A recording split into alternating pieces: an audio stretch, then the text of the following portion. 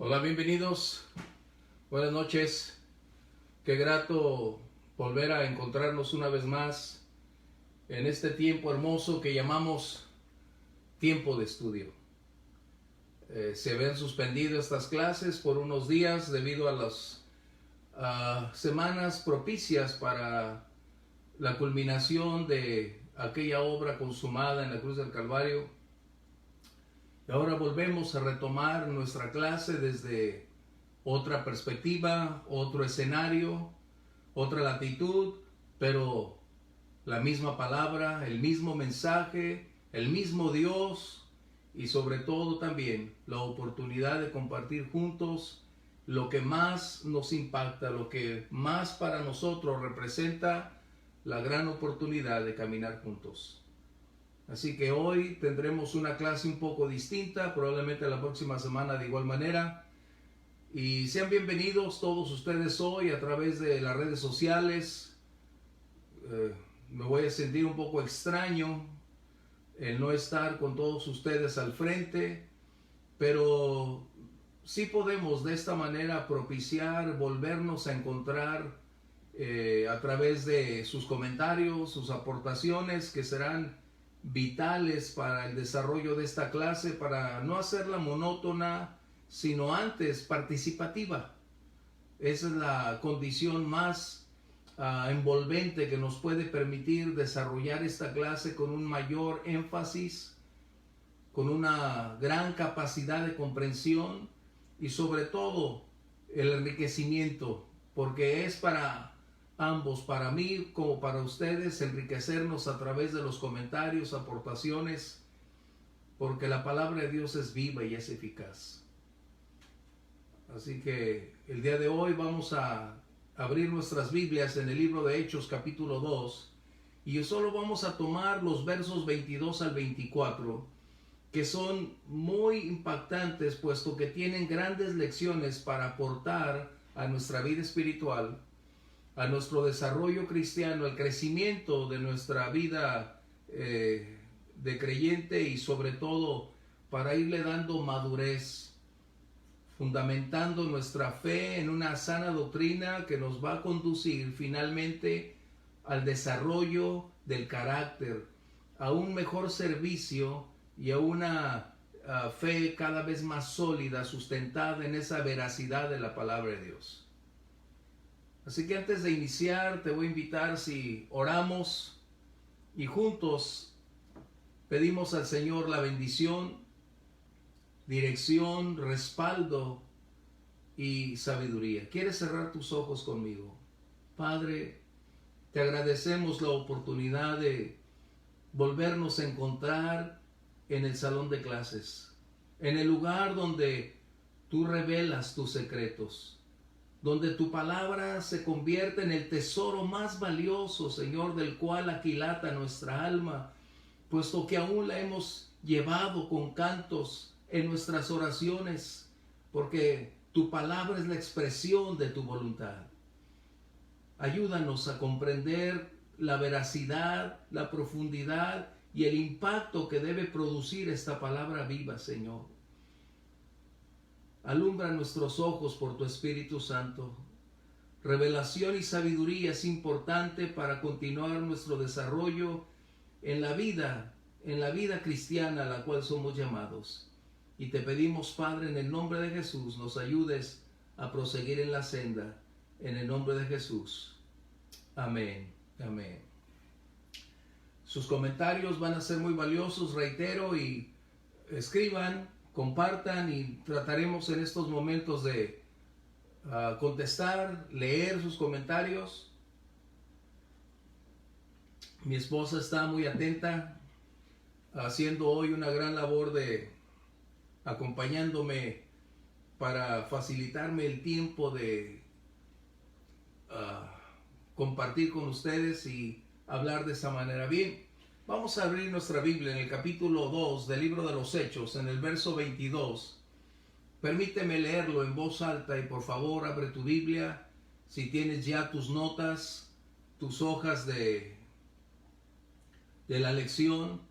Y yo te sugiero que siempre tengas una hoja adicional o un cuaderno donde anotes aquellas lecciones, palabras, frases, donde el Espíritu Santo impacte tu vida, puesto que serán precisamente la voz que permanezca a lo largo del resto de tus días para continuar creciendo en esta gran labor.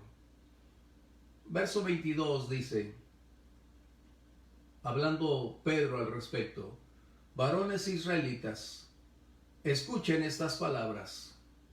Jesús Nazareno, varón aprobado por Dios entre ustedes, con las maravillas, prodigios y señales que Dios hizo, subraya esa frase, que Dios hizo entre ustedes por medio de él, como ustedes mismos lo saben.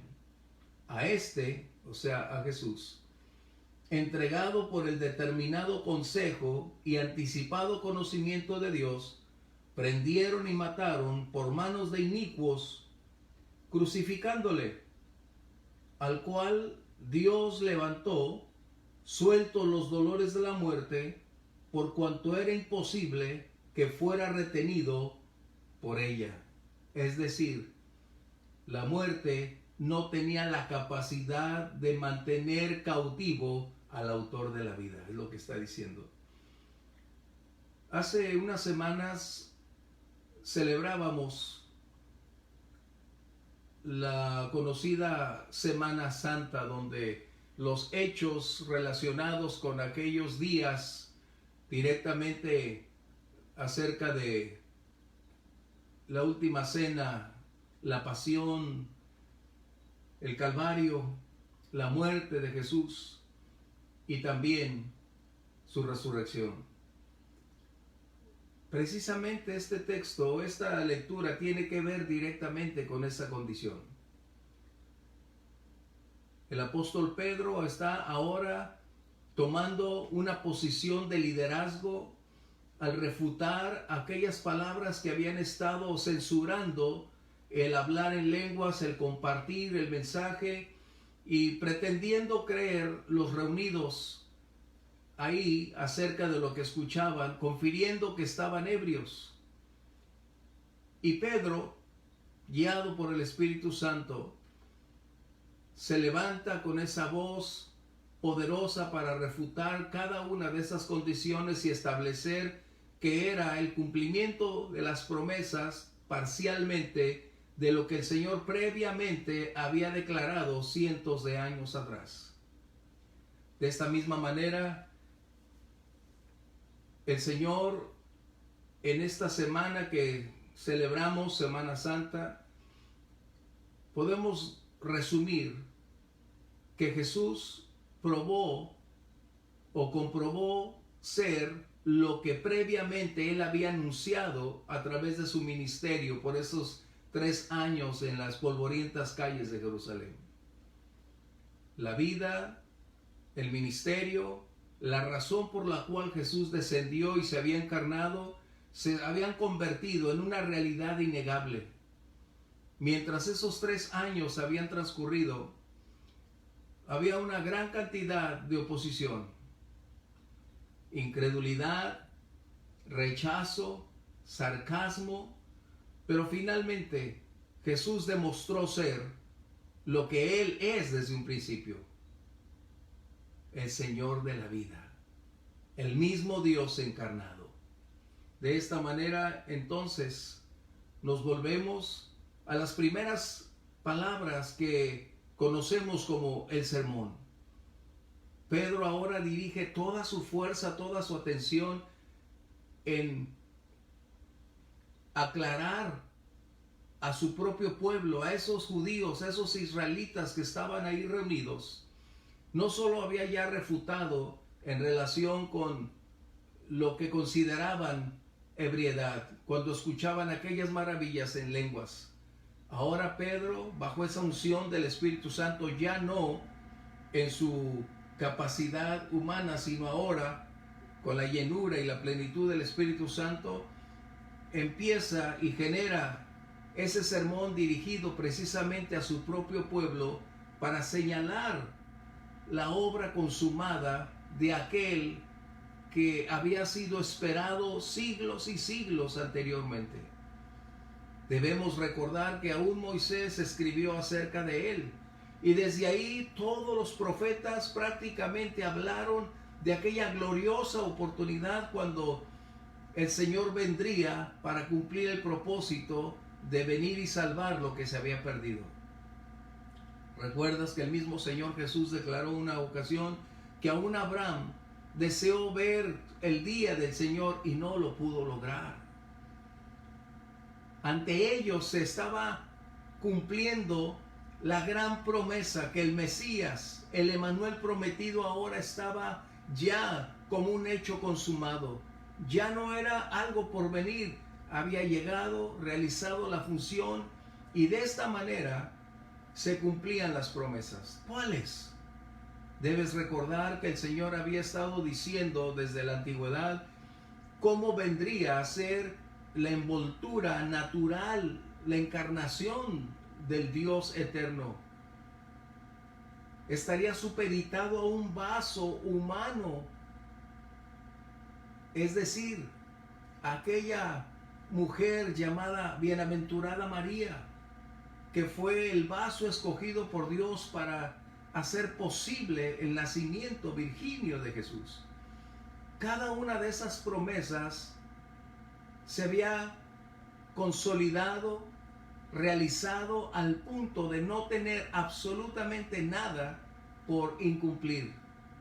De esta manera, cuando Pedro anuncia desde la encarnación, el desarrollo, el ministerio, su vida misma en aquella cruenta cruz, recordarás que aún el Salmo 22 habla en relación a este contexto.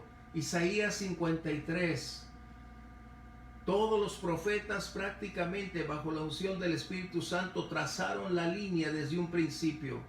El Mesías vendría a pagar el precio, a sustituir a aquellos que habíamos pecado. Su gran amor lo conduciría precisamente a darlo todo por amor a ti, por amor a mí. Que esa es la misión a la cual él voluntariamente había determinado acudir.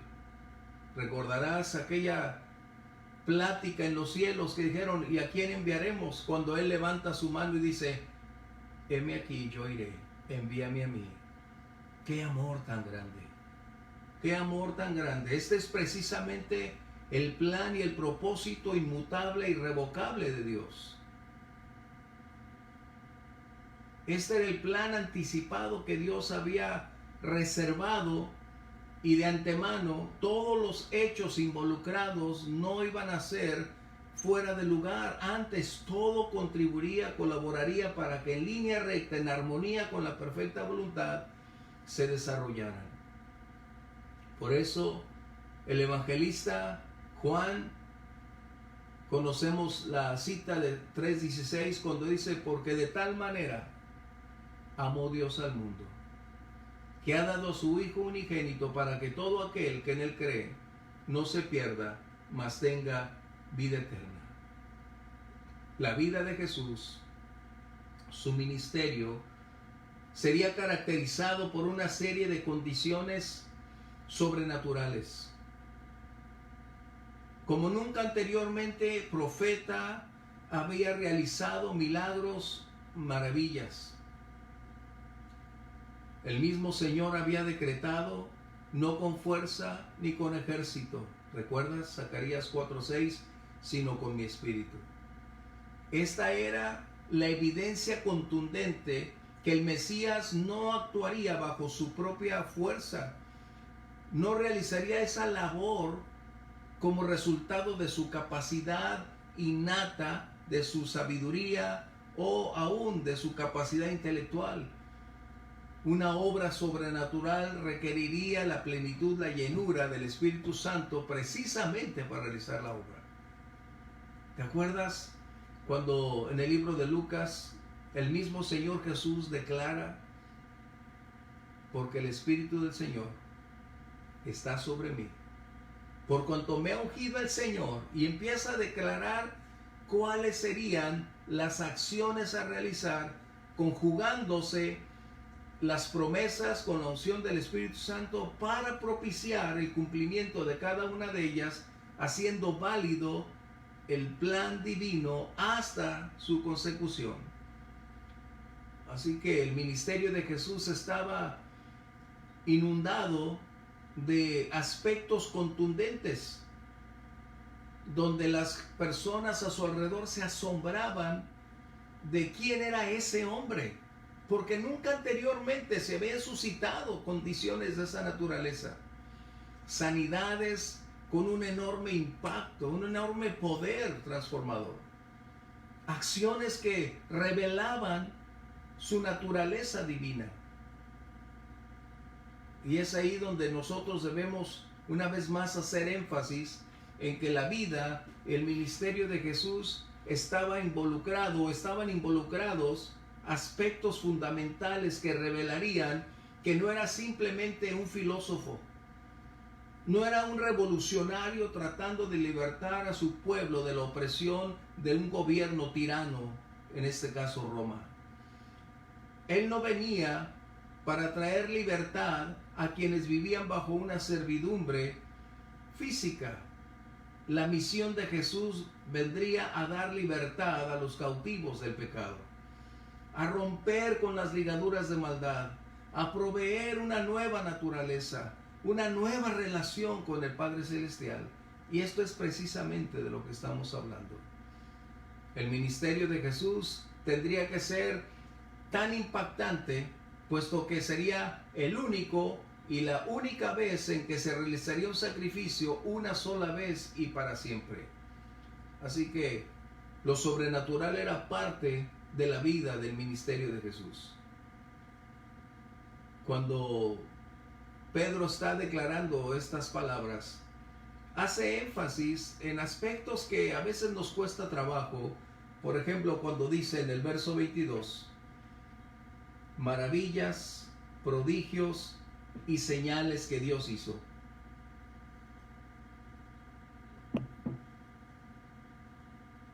Es, sin lugar a dudas, una serie de condiciones donde la intervención divina se hace presente para propiciar ese respaldo y dando evidencias como pruebas contundentes e innegables de quién era el Mesías y quién estaba con él y cuál era la razón de estar ahí. Comentarios, aportaciones.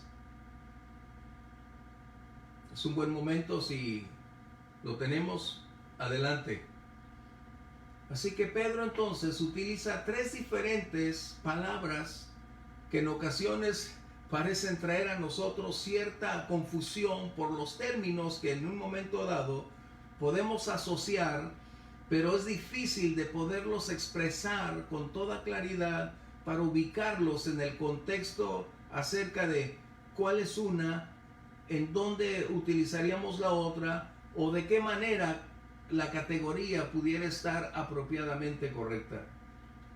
Algunos comentaristas colocan que precisamente estas pruebas son una evidencia de la naturaleza divina del Señor y del respaldo del Padre en su vida.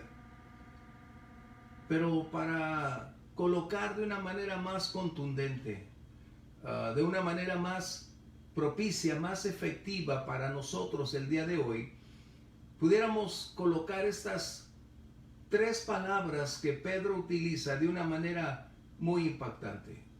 Cuando está hablando de los milagros, habla de esa palabra griega que conocemos como dunamis. Esa palabra es un poder sobrenatural donde se generan los milagros, donde existe una actividad sobrenatural capaz de intervenir, porque es una ley superior a la ley natural y esa ley es capaz de absorberla y de esta manera cambiar las circunstancias del momento. Así que pudiéramos decir entonces que los milagros serían la evidencia contundente de ese poder sobrenatural accionando, fluyendo, manifestándose en ese ámbito natural donde Jesús estaba ministrando. Y esto es algo que no podemos perder de vista.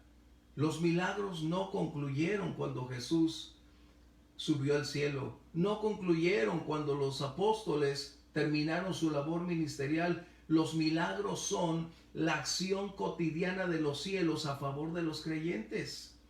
No podemos minimizar, limitar, puesto que los milagros continúan vigentes. Hace un tiempo escuché a un pastor decir lo siguiente. Él tenía años en el pastorado de una iglesia muy grande y se había abstenido de orar por sanidades, de orar por milagros, porque él pensaba que habían concluido, que no habría forma de volverse a repetir ni intervenir en medio de una sociedad contemporánea como la nuestra. Pero un buen día, dijo él, se atrevió a creer que Dios es un Dios de sorpresas, de intervenciones, de acciones, que el cielo continúa teniendo una ilimitada capacidad de recursos a disposición de aquellos que buscan, que claman. Y él empezó entonces a orar y buscar, y para su gran sorpresa, los milagros empezaron a suceder en su vida, en la congregación donde él estaba. ¿Por qué? Porque a veces nosotros estamos restringiendo esa actividad sobrenatural cuando continúa de una manera intensa. Lo sobrenatural absorbe lo natural. Somos llamados a vivir en esa esfera, pero debido a nuestra condición física muy apegado a lo natural, somos más atraídos a vivir por los sentidos que en esa esfera donde podemos interactuar con lo sobrenatural. Así que Pedro utiliza esa frase para decir que los milagros es la señal indudable de que algo sobrenatural está interviniendo para consolidar, realizar y respaldar el ministerio de Jesús. Pero también encontramos entonces que las maravillas describen el efecto de los milagros en los testigos. Es lo que causa esa intervención divina.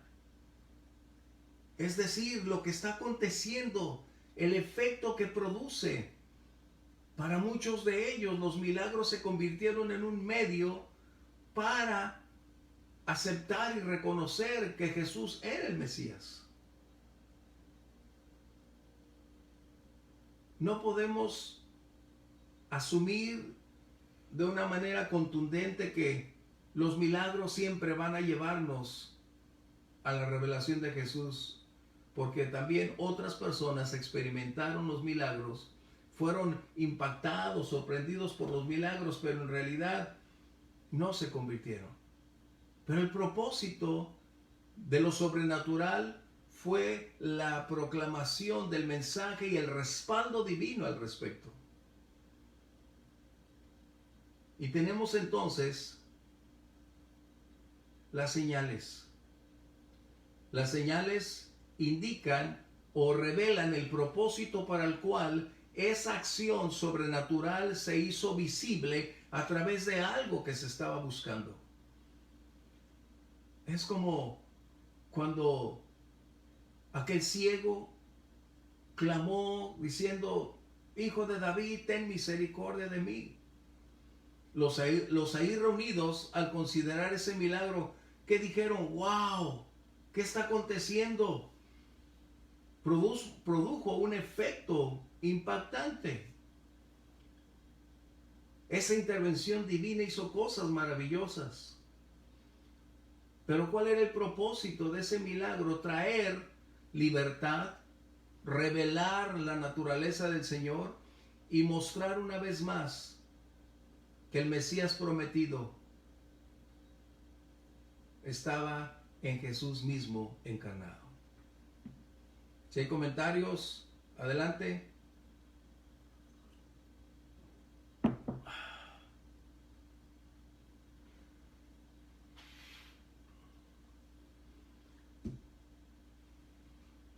Es un poquito extraño la clase de hoy, pero haciendo ese pequeño paréntesis para esperar de ustedes algún comentario, alguna aportación, me hace ver que lo que creemos. Fuimos llamados a vivir en comunión, en una relación interpersonal continuamente al respecto.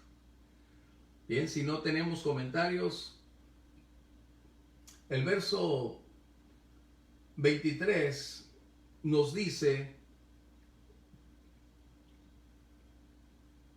cuál es la razón o a qué se refiere el que Pedro está compartiéndole a un pueblo que conocía la Torá, conocía los profetas, los antecedentes previos al nacimiento del Mesías venidero deberían estar claramente definidos por aquellos doctores de la ley, por los sacerdotes, por quienes tenían el acceso directo al estudio de la palabra, los maestros.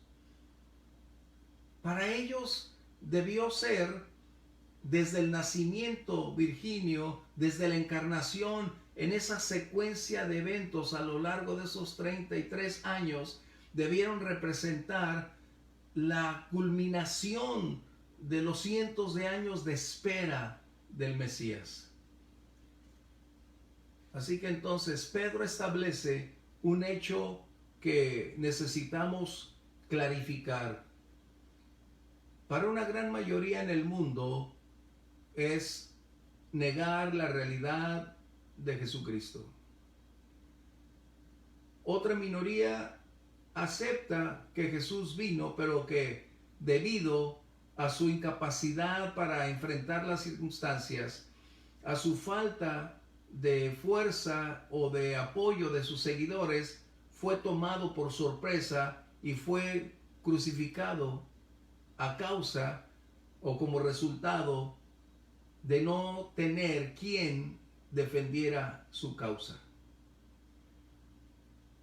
Pero vamos a darnos cuenta que la muerte de Jesús no fue accidental, ni circunstancial. Cientos y cientos de años habían transcurrido para ir colocando cada una de esas promesas, de esas profecías, paso a paso, en años distintos, en personajes diferentes, pero con la misma línea para ir revelando acerca del Mesías. Pedro dice, entregado por determinado consejo y anticipado conocimiento de Dios. Esto significa entonces que había un plan previamente definido. Cuando Jesús decidió venir, la historia se escribía. No existía ningún detalle que el Señor Jesús no conociera previamente acerca de las condiciones a enfrentar, de los adversarios por colocar. Absolutamente nada estaba fuera de su contexto. Así que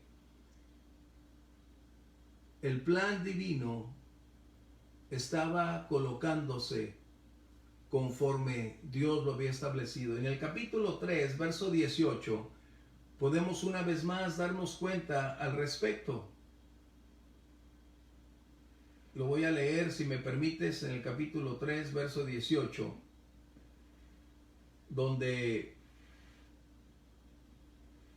dice lo siguiente: pero Dios ha cumplido así lo que antes anunciado por boca de todos sus profetas que su Cristo había de padecer.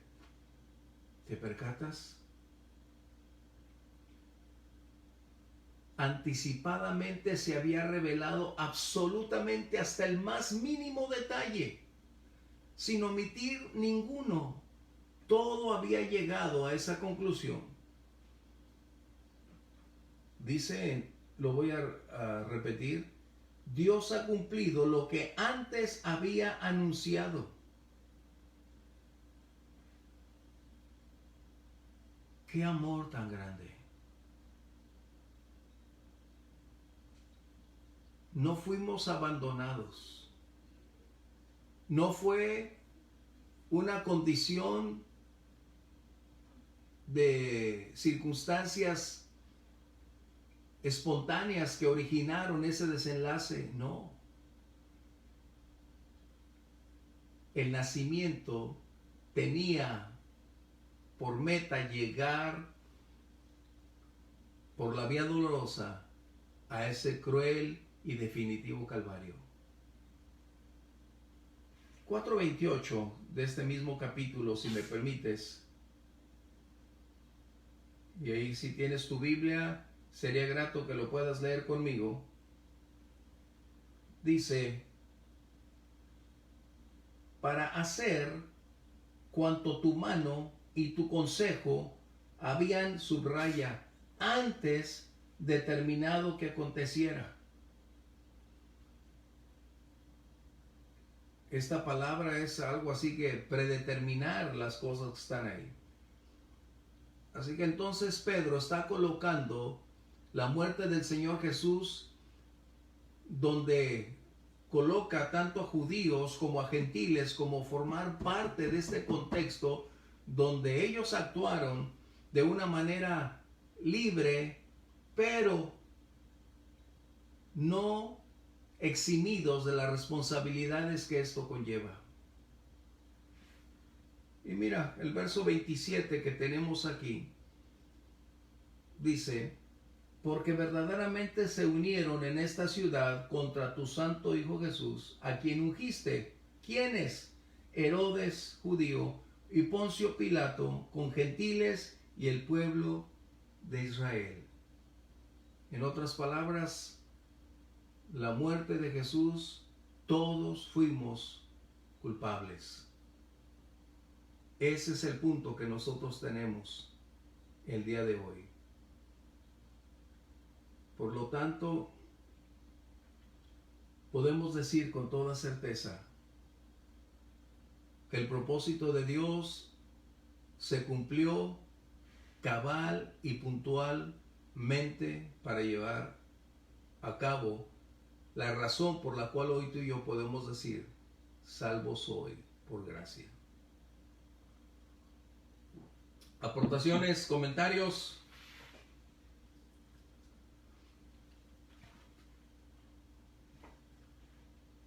¿Vamos bien? Regresemos entonces al capítulo 2, si me acompañas por favor, al inicio de la lectura. Y es necesario hacer una acotación o una aclaración muy pertinente, subrayando dos palabras que están directamente ligadas acerca de la voluntad de Dios. Nosotros no tenemos un lenguaje tan rico como es el griego antiguo, es decir, donde cada palabra tenía una connotación específica para cierto contexto. Y es ahí donde a veces nosotros perdemos esa riqueza por considerar una palabra en una rigidez absoluta cuando tiene una variedad que propiciará un enriquecimiento y de esta manera nos llevará cada vez más a una revelación de la voluntad de Dios. Aquí dice esta palabra, anticipado consejo, verso 23. Habiendo entregado por el determinado consejo y anticipado conocimiento de Dios. Esta palabra, anticipado, es prognosis. Esta palabra se dice que es, y lo tenemos aquí, de hecho lo puse aquí, es un pensamiento o pensado anticipadamente, es decir, con anterioridad, es lo que está mencionando aquí en esta palabra, anticipado. Quiere decir entonces que cuando alguien se anticipa no es sorprendido. Ha preparado un escenario donde todo confluye y donde va todo directamente guiado para converger en el propósito al cual se ha colocado. De esta manera entonces podemos decir que ese pensamiento anticipado, la misma palabra de Dios, vamos a ir a Primera de Pedro, capítulo 1, verso 2. Primera de Pedro, acompáñame, capítulo 1, dice el verso 2, elegidos según la presciencia de Dios Padre en santificación del Espíritu, para obedecer y ser rociados con la sangre de Jesucristo, gracia y paz sean multiplicados. Esta palabra que acabamos de leer en Hechos y en relación con Pedro se llama presciencia. Es lo que nosotros necesitamos entender, que esta palabra es un conocimiento anticipado de todos los hechos. El pasado es conocido por Dios, el presente es conocido por Dios, el futuro es conocido por Dios. Él conoce exactamente lo que sucederá el día de mañana y cómo sucederá. Esa es su presciencia a la cual nosotros estamos entrando, y esa es prognosis, esa palabra que se llama presciencia, un conocimiento anticipado de los hechos. ¿Cómo definirlo? Es decir, nada de mi vida, si lo puedo hacer de esa manera, si me permites, nada de lo que sucede o sucederá el día de mañana a esta vida de este servidor tuyo, no está escondido a los ojos de Dios.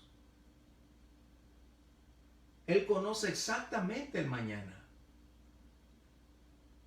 Él sabe quién va a ser salvo. Él sabe cuándo será salvo y de qué manera serán salvos. Ese conocimiento anticipado es la soberanía en la cual Él se desenvuelve, porque es su prerrogativa. No hay nadie que tenga una condición similar a la del Señor. Es única. Voy a hacerte una referencia. El Señor Jesús mencionó, porque el día y la hora, hablando de los últimos tiempos, dice, nadie lo sabe, excluyendo a unos seres espirituales que están en cercanía delante del trono de la gracia, ángeles. Nadie conoce esos aspectos. Por eso, una gran cantidad de personas en el mundo entero están ansiosas de tratar de vivir el día de mañana, buscando en horóscopos, buscando les lean la mano, buscando de una manera u otra tratar de saber lo que el mañana traerá para anticiparse y querer vivir ese momento. El mismo Señor Jesús nos dijo, hablando en este contexto, basta cada día su propia situación. El día de mañana traerá sus propias circunstancias y nadie sabemos qué vendrá. Pero en relación a nuestro Dios, la presciencia es el anticipado conocimiento de todos los hechos.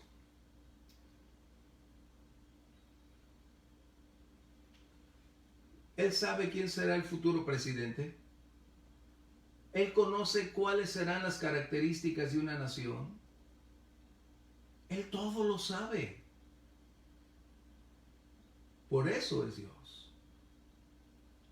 Por eso cuando tú y yo oramos y le pedimos su intervención para que nos indique, nos muestre o abra puertas, Él conoce el mañana y sabe exactamente lo que es mejor para ti y para mí, en dónde, cuándo y cómo. Pero tenemos que tener esta certeza. En su anticipado conocimiento. Nada lo sorprende porque Él ya lo sabe. Ni aún un ataque del adversario lo puede tomar por sorpresa porque Él lo tiene presente. Qué tremendo, ¿no crees?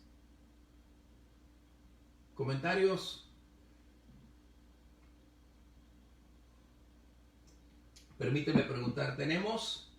Saludos de Pati Barragán, el hermano Gerardo de Monterrey, el papá de Luzmi, pero... Estoy escuchando los saludos de todos ustedes. Qué grato verles a través de la distancia. La hermana Esther Macías, la güera.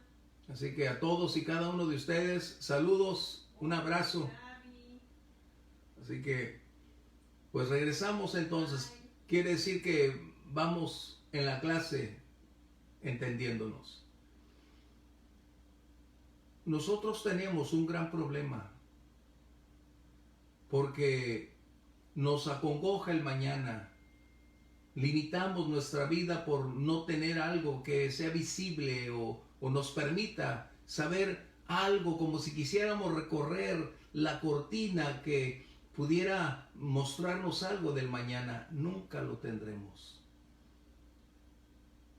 Debemos aprender a vivir el día de hoy y dar gracias porque Él tiene nuestro presente y nuestro mañana en sus manos.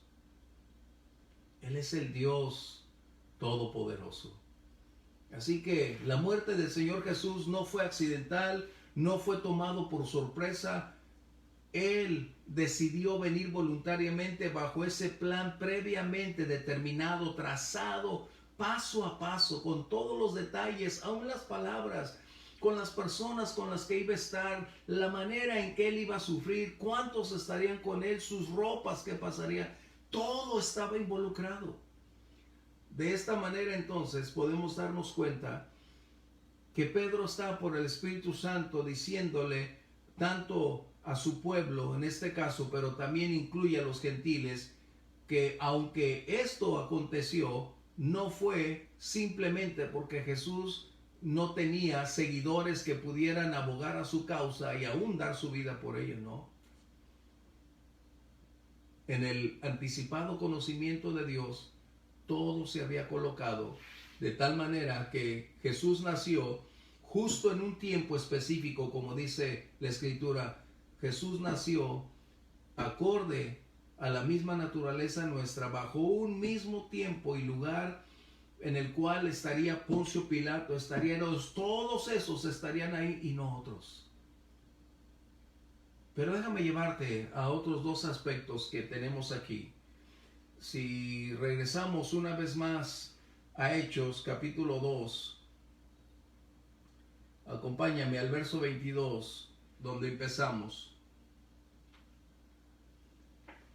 Hay una palabra que nosotros tenemos por consejo. En el capítulo 2, versos 23, dice aquí, a este, es decir, a Jesús, entregado por el anticipado consejo de Dios. Esta palabra consejo no solo la tenemos como consejo, pero es una palabra en griego que es boulé. Aquí la coloqué. La palabra boulé, que es voluntad. No solo la tenemos como consejo, pero esta palabra es boulé. Y hay dos palabras que están directamente relacionadas con la voluntad de Dios. La otra es telmas, que significa el deseo de Dios. En otras palabras, su voluntad permisiva. Pero cuando hablamos de la palabra boulé, es la voluntad definida, definitiva, inalterable de la cual nada ni nadie puede alterar o cambiar. En otras palabras, la perfecta voluntad del Señor se debería realizar con o sin la voluntad, la ayuda de otras personas. Tendría que llegar al cumplimiento final. Esto significa que la soberanía de Dios determina el tiempo, determina el curso, determina la historia. Pero podemos entonces aprender otra gran lección. Dentro de la voluntad divina existe la voluntad humana. Y aunque hay algunos que dicen que la voluntad humana no puede estar compartiendo con la divina, permíteme decirte que ambas coexisten en ese mismo universo.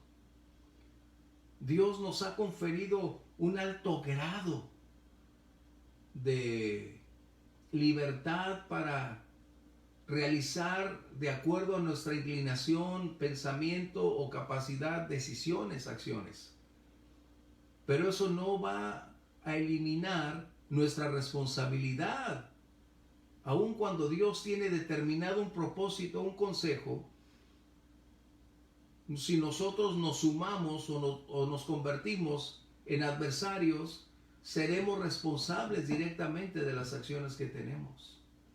Fuimos creados como agentes morales. Por eso la Biblia dice que el hombre fue creado a la imagen y semejanza de Dios. Tenemos la libertad de elección. No podemos negar que una raza caída fue afectada, sí, pero déjame decir algo.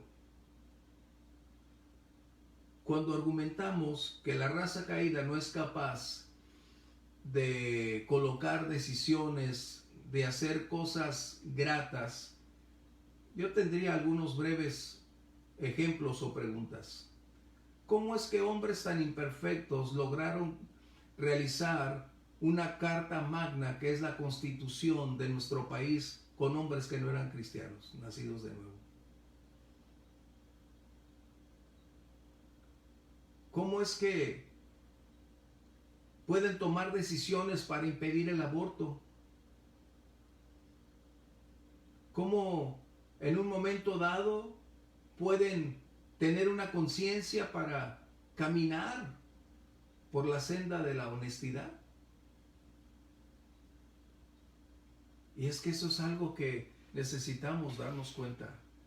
No tengo todas las respuestas para decirte cómo es que actúan ambos, pero coexisten.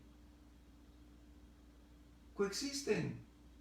Por ejemplo, cuando el Señor le dice a Jonás, ve a Nínive. ¿Y qué dijo Jonás? No voy. Estaba utilizando su capacidad de decisión. Pero sería responsable de las condiciones a enfrentar. ¿Cuántas veces tú y yo le hemos dicho a Dios que no?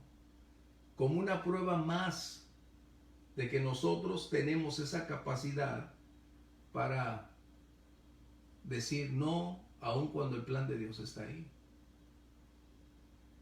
Pero la palabra volé, volviendo a ella, esta palabra especifica que esa perfecta voluntad es inalterable, irremovible.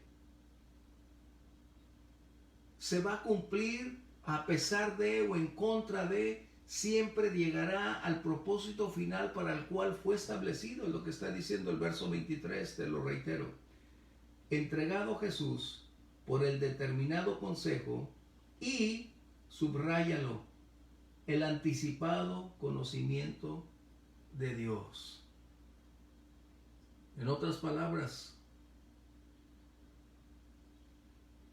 cuando Dios decide utilizar la palabra volé en griego, que es su voluntad, perfecta voluntad, se va a cumplir irrevocablemente lo que Él ha determinado. Y esto a lo largo de la historia lo hemos palpado, experimentado. Por eso mencioné hace momentos que El griego en este contexto es muy rico.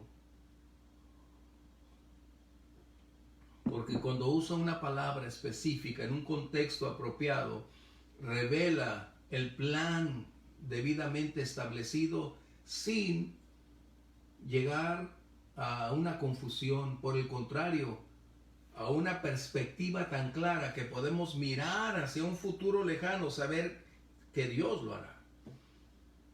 ¿Tú crees que hubieran pensado los profetas y aquellos a quienes ellos compartieron? Por ejemplo,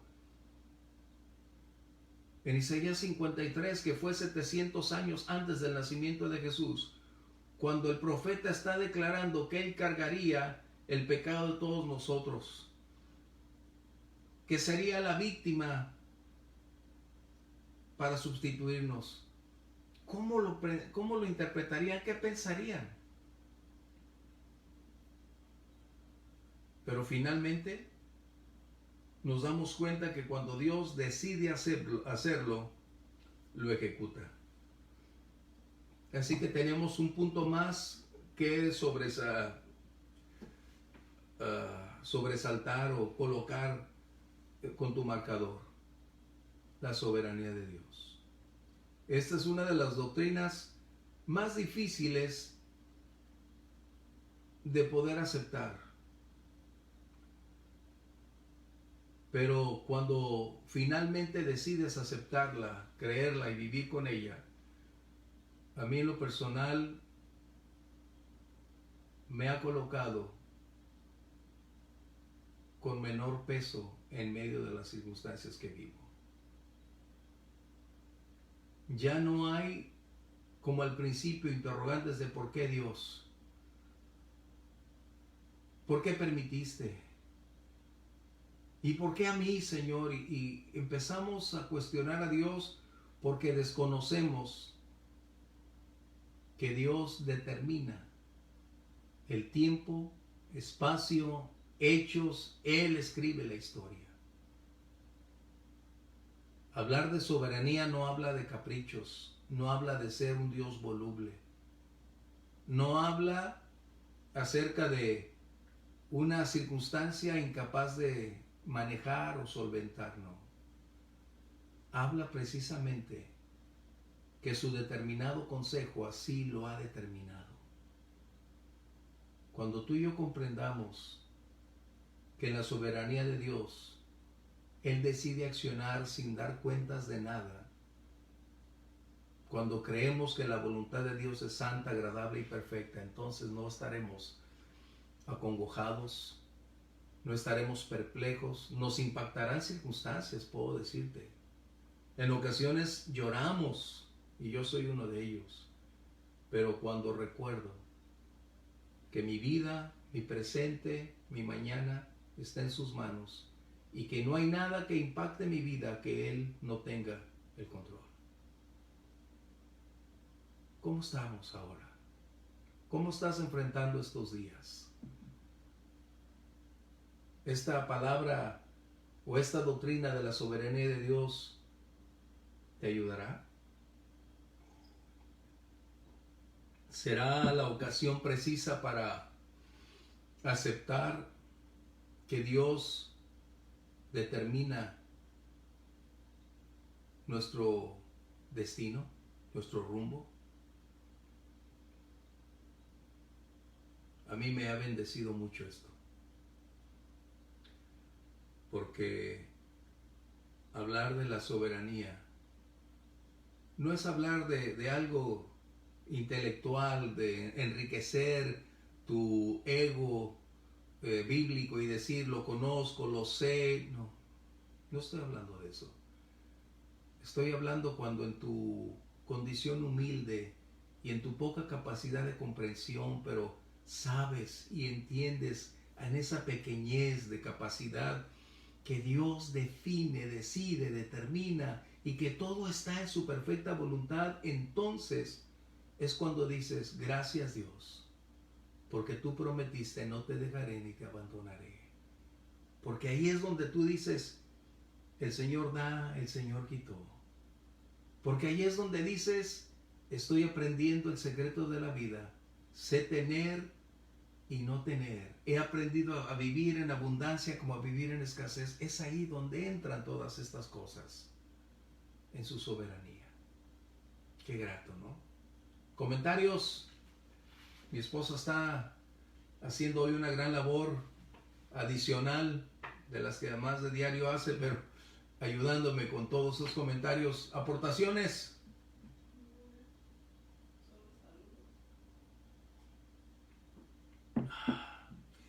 Bueno, mi esposa dice que no hay aportaciones, entonces espero que todo vaya quedando claro, a eso me refiero.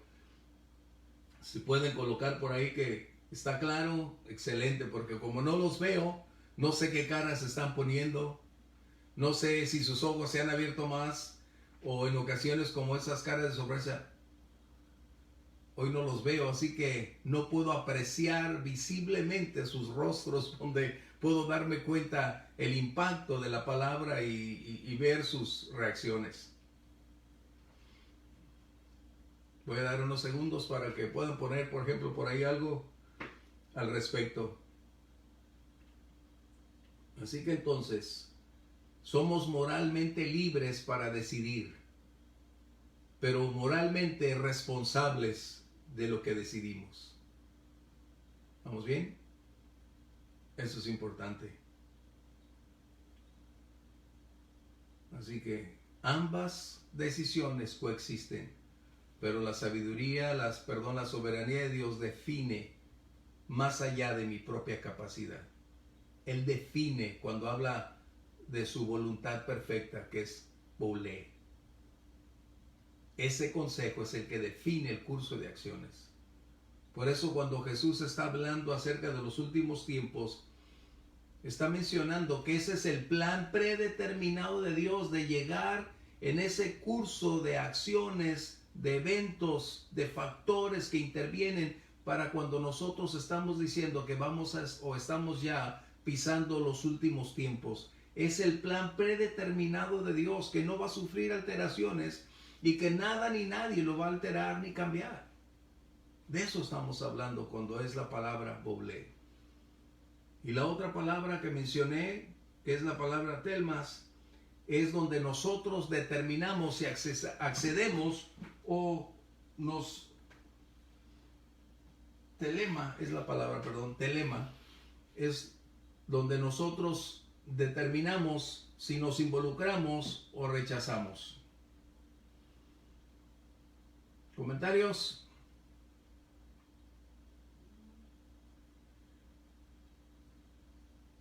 Voy a ver la hora porque estamos en tiempo. Bien. En el capítulo de Lucas, capítulo 24, versos 25 y 27, dice esta palabra. Voy a dar tiempo a que vayas a tu Biblia.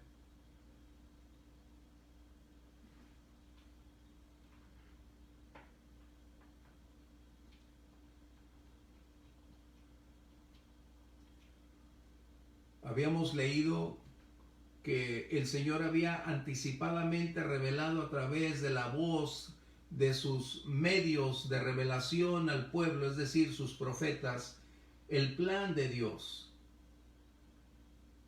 Así que entonces la revelación del Mesías, su resurrección, que es la piedra angular del cristianismo, el mismo Señor, cuando resucita, hablando con aquellos dos que iban en camino, les revela lo siguiente, verso 25 al 27.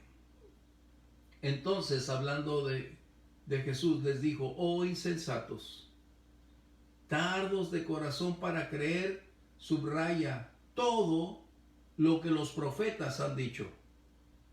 Todo lo que aquellos hombres, mujeres habían recibido sobrenaturalmente por el Espíritu Santo como ese anticipado plan para irlo colocando a lo largo de la historia y saber cuáles serían los pasos a seguir, los acontecimientos. Esto era lo que Jesús les estaba reprochando a estos hombres. al decirles, insensatos, tardos. O sea, ¿cómo pueden ser tan duros, tan necios para no creer a los profetas? Verso 26. No era necesario que el Cristo padeciera estas cosas y que entrara en su gloria. Fíjate bien, habla de dos aspectos muy relevantes. Uno, del sufrimiento, y posteriormente de la victoria para entrar en gloria. Una vez más, la reiterativa condición que él tendría que sufrir, como lo decretó a los suyos anticipadamente antes del Calvario, que era necesario que él padeciera y fuera golpeado, desechado por los religiosos de su tiempo. Verso 27. ¿Dónde? Y comenzando desde Moisés y siguiendo por todos los profetas, les declaraba en todas las escrituras lo que de él decían. Así que podemos decir entonces que hay dos aspectos sobresalientes. El primero es que el anticipado conocimiento y la preparación de ese irrevocable y permanente plan se llevaría a cabo. Es como si tú dijeras,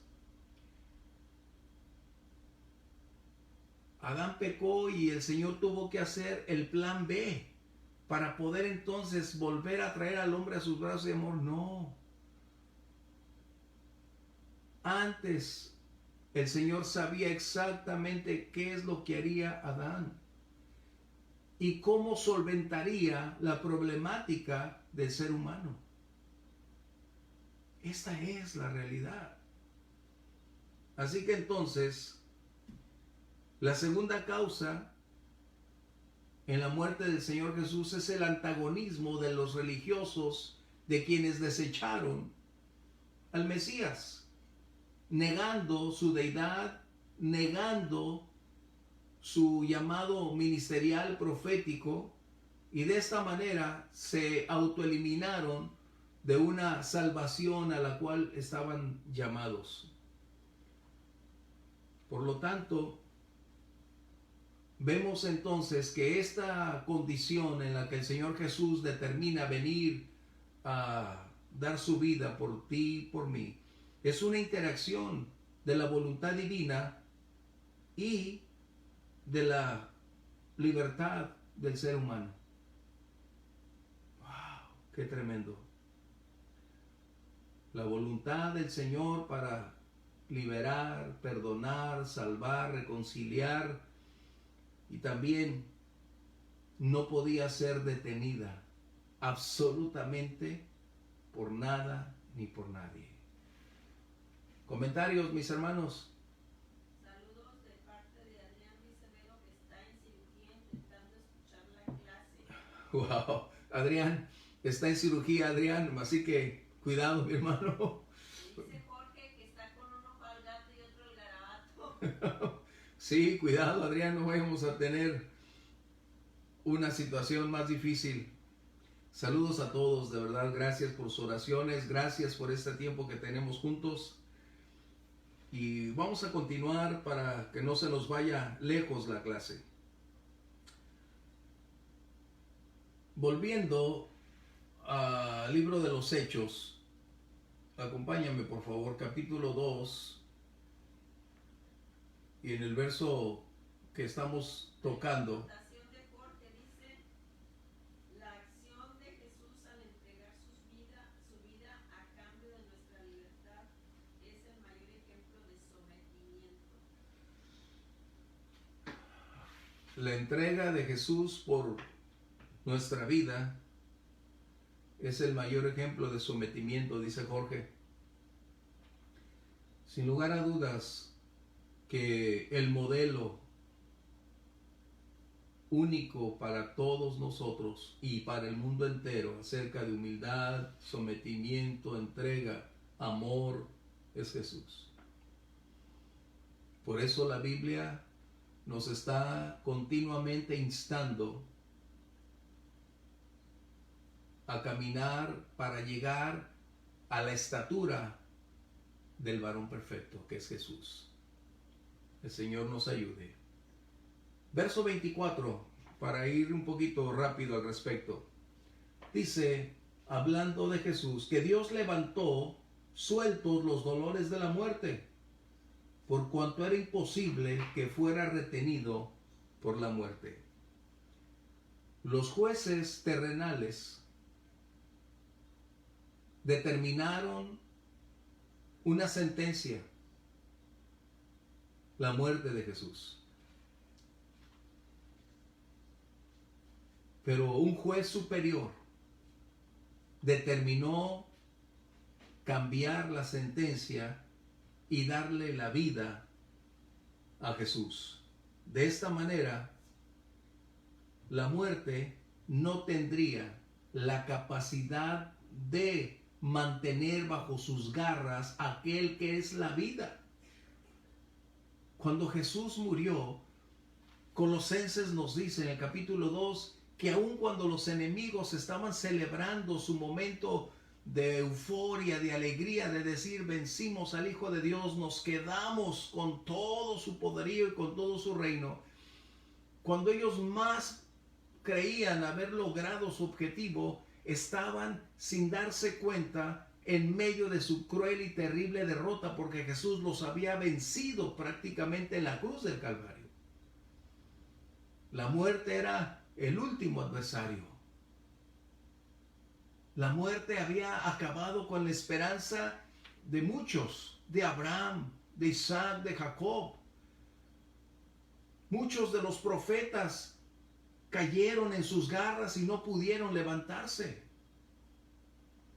porque la paga del pecado era la muerte. Pero vendría el Santo, el Cordero de Dios. En él no aplicaba esa condición. Él se hizo pecado por ti y por mí. Pero la muerte no tenía la capacidad de sujetarlo, de mantenerlo ahí. Así que el Señor enfrentó cara a cara en el escenario donde había derrotado a los gigantes de la fe, donde sucumbieron como resultado de la enorme fuerza que había adquirido y al colocar un imperio para demoler toda esperanza de una vida posterior. Acabamos de celebrarlo tú y yo hace unos días y pudimos decir con toda la fuerza de nuestro corazón, Él vive, Él vive, Él resucitó. En otras palabras, oh muerte, ¿dónde está tu victoria? Oh muerte, ¿dónde está tu aguijón? La muerte ya no es más un imperio para retener a los creyentes. Jesús al resucitar mostró amplia y claramente su victoria sobre la muerte para mostrar la vida y la inmortalidad por el Evangelio. Hoy para los creyentes la muerte simplemente es el vestíbulo para llevarnos a la eternidad con nuestro Salvador. El único aguijón que la muerte puede tener para con el creyente es cuando su vida biológica, física, cumpla sus funciones y concluya. La Biblia nos dice que ausentes del cuerpo, presentes con el Señor. ¡Aleluya! Esa es mi esperanza, que cuando estos ojos se cierren, los abriré en la presencia de mi Señor inmediatamente. Aún Job tenía esa esperanza. Job declaró y dijo, porque yo he de ver con estos mis ojos al Señor. Otro no lo verá por mí, yo seré quien lo vea cara a cara. Este es el resultado. Qué importante. Acompáñame a Primera de Pedro, capítulo 2, 24.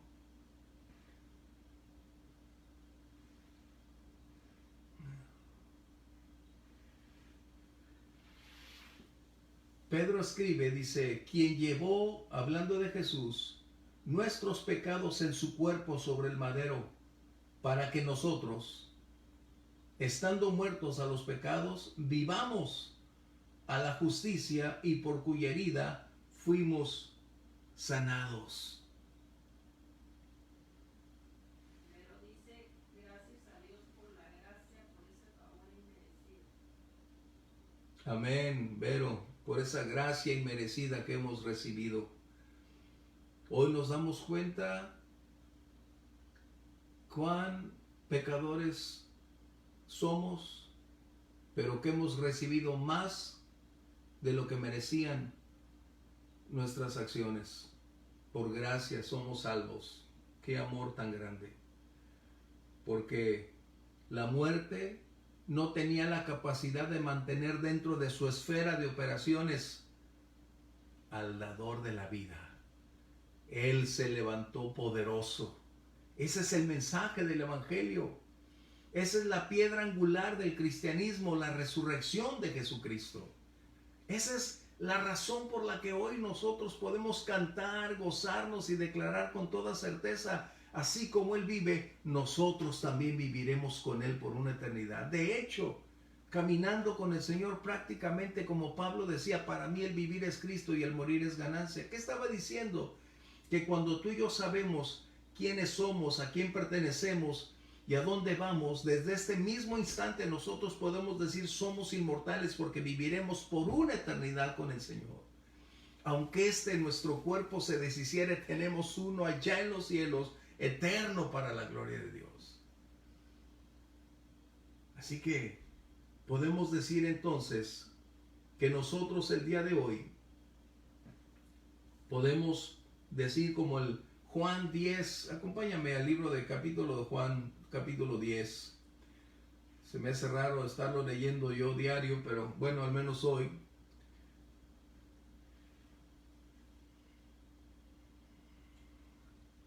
Su amor y su decisión determinaron realizar la gran labor.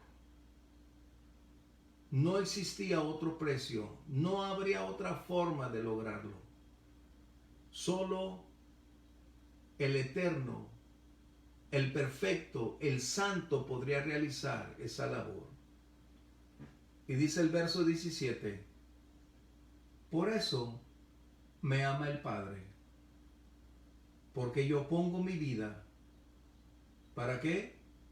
Para volverla a tomar. Aleluya. Nadie se la quitó. Él sabía precisamente que al colocarla tendría la capacidad, el poder, la autoridad para volverla a tomar. Verso 18. Nadie me la quita, sino que yo de mí mismo la pongo. Tengo el poder para ponerla. Fíjate bien. Tengo el privilegio, tengo la capacidad, tengo la jurisdicción, tengo la autoridad para ponerla y tengo el poder para volverla a tomar. Este mandamiento recibí de mi Padre. Qué amor tan grande. ¿Cómo no agradecerle? Nadie lo eximió del dolor a Jesús. Él conocía lo que iba a padecer, pero solo lo experimentaría cuando estuviera justo ahí frente a sus escarnecedores, oponentes y verdugos. Qué amor tan grande para llevarlo a darlo todo por quienes ni siquiera lo habíamos solicitado.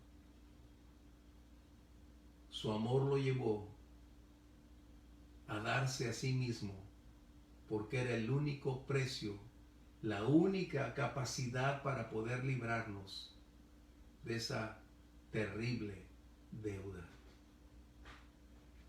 Así que espero que esta clase el día de hoy sea grata acerca de su deidad, poder y del anticipado consejo de Dios. Espero que estas lecciones las puedas conservar porque serán de una utilidad enorme en tu vida cristiana a lo largo de los años venideros.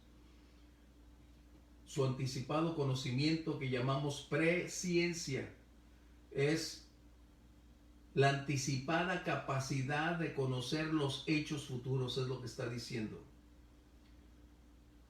Él sabe quién será salvo, cuándo, cómo y dónde, y conoce toda nuestra vida hoy y mañana. La soberanía de Dios, que es uno de los temas que menos se predica en el día de hoy, pero deberían ser los más claros para cada creyente.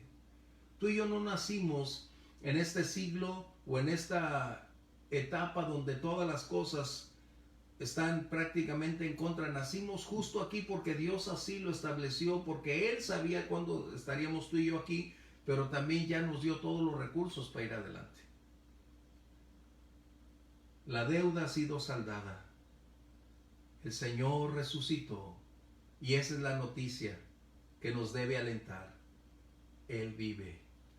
Y por eso tú y yo el día de hoy podemos decir con toda certeza que un buen día, cara a cara le veremos. En su presencia estaremos por una eternidad. Amén. Si no hay un comentario, voy a hacer unos segundos de espacio antes de cerrar, antes de orar y antes de despedirnos. Y esperamos vernos la próxima semana, si Dios permite, con esta misma dinámica para compartir juntos. Gracias, pastores, por su entrega a la congregación y que a pesar de la distancia nos dan ese alimento espiritual que necesitamos. Gracias, Dios. Gracias. Ya teníamos ganas de estar en acción.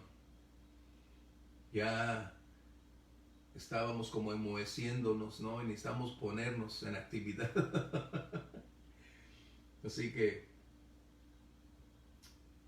con nieta nueva, Emma Grace, gracias por sus oraciones, gracias por la oportunidad de compartir juntos alegrías, victorias, y vamos a despedirnos. Les amamos, les extrañamos enormemente. Quiero decirles algo que me impactó,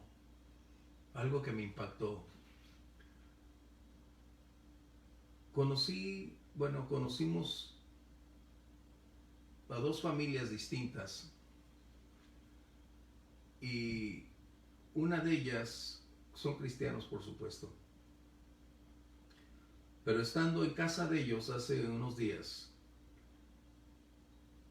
me dice, Joe se llama, yo ya te conocía. Y le digo, ¿cómo? Yo veo tu video del Fake Café. Digo, ¿qué? Sí. Tú no sabes. Y ustedes y yo formamos parte de ese equipo. Yo soy la cara, pero todos somos miembros de ese equipo para hacer posible ese video. Y Lyndon Dennelsbeck, la iglesia donde asisten Efraín y Raquel, él constantemente no solo ve Fe y Café, me dijo, sino los servicios también. Yo digo, ¿cómo? O sea, me sorprendió porque no sabes quién puede tener acceso o quién puede ser bendecido con algo. Sigamos orando, que siga el Señor bendiciéndonos, así como recibimos cada mañana el devocional de varones también, gracias al Señor por Adrián. Que el Señor nos ayude a seguir compartiéndolo para otros. ¿Quieres cerrar tus ojos y vamos a orar? Padre, te damos gracias por el gran privilegio de formar parte de tu familia. Nos rescataste de condiciones críticas. Siendo enemigos, nos reconciliaste contigo. Inmerecidamente tu gracia nos alcanzó y se derramó sobre nosotros, rompiendo las cadenas del pecado, librándonos del cruel y terrible amo que estaba sobre nosotros. Nos diste libertad, y la colocamos a tus pies, mi Dios, para ser tuyos. Gracias por el privilegio de conocerte, de ser tuyos y tú nuestro, Señor. Te agradecemos el privilegio de compartir este tiempo aún a través de la distancia, pero conscientes que somos una familia. Padre, gracias por mis hermanos. Bendícelos, sosténles y sé propicio en cada esfera de su vida. Que así como esas lluvias descienden del cielo sobre la tierra y producen fruto, así, Señor, tus múltiples bendiciones desciendan sobre su vida, sobre cada esfera de ella, mi Dios, y de esta manera produzcas un fruto abundante en el nombre de Jesús. Bendiciones. Dios los bendiga. Nos vemos.